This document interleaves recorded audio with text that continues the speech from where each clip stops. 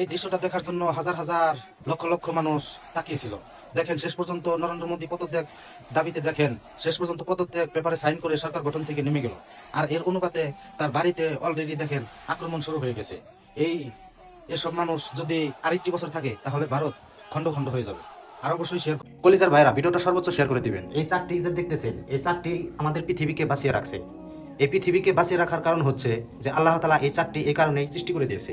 দেখেন আপনারা জুম করে দেখতে পারবেন, এই চাঁদের গায়ে বড় বড় গর্ত, এগুলা উপরে থেকে লক্ষ লক্ষ কোটি কোটি হাজার মাইল উপর থেকে এই চাঁদের গায়ে আঘাত লাগে। আর এই চাঁদের গায়ে আঘাত লাগার কারণে আমাদের পৃথিবীটাকে বাঁচিয়ে রাখে আল্লাহ তাআলা। আর অবশ্যই শেয়ার করে দিবেন, এই পৃথিবী থেকে চাঁদ আস্তে আস্তে দূরে সরে যাইতেছে।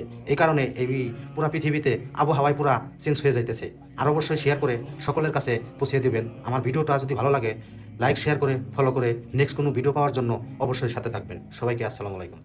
ব্রেকিং নিউজ, অলরেডি দেখেন আদিবাসীরা বাংলাদেশের সাথে যুদ্ধের জন্য প্রস্তুত আছে।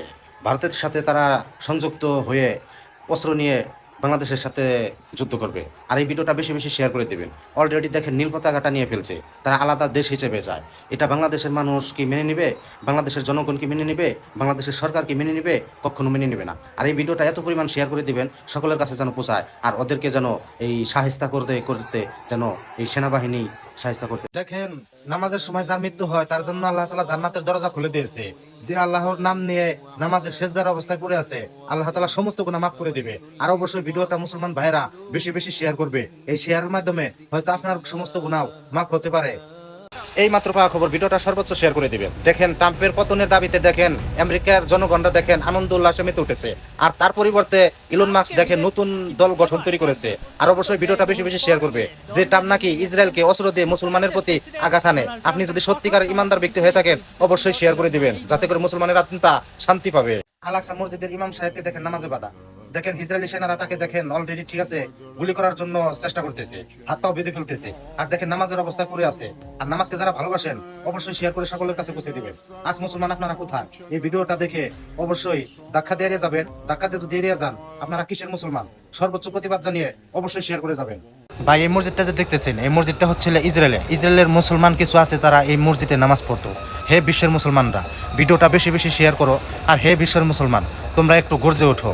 আল্লাহ তাআলা এদেরকে যেন অবশ্যই বিচার করে। শেষ পর্যন্ত ব্লাস্টিক মিসাইল মেরে মসজিদটা ভেঙে দিল। অবশ্যই আল্লাহ তাআলা বিচার করবে। ভিডিওটা সর্বোচ্চ শেয়ার করে দিবেন। দেখেন এই বক্সের মধ্যে কি রাখা আছে, হীরা মুক্তা ডায়মন্ড নয়, তার চেয়ে বেশি দামি, দুনিয়ার সবচেয়ে বেশি দামি। আপনারা একটু দেখে যান। দেখেন দেখেন কি সুন্দর আল্লাহ লেখা। এই আল্লাহ লেখাকে দেখে অবশ্যই শেয়ার করে যাবেন আপনি যদি সত্যিকারের ইমানদার ব্যক্তি হয়ে থাকেন। আর আপনাকে যে দুনিয়াতে সৃষ্টি করে পাঠিয়েছে তাকে আপনি ভুলে থাকেন।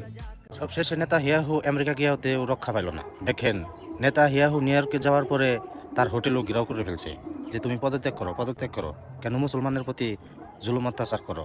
আর মুসলমান ভাইরা এই খুশির খবরটা বেশি বেশি শেয়ার করো।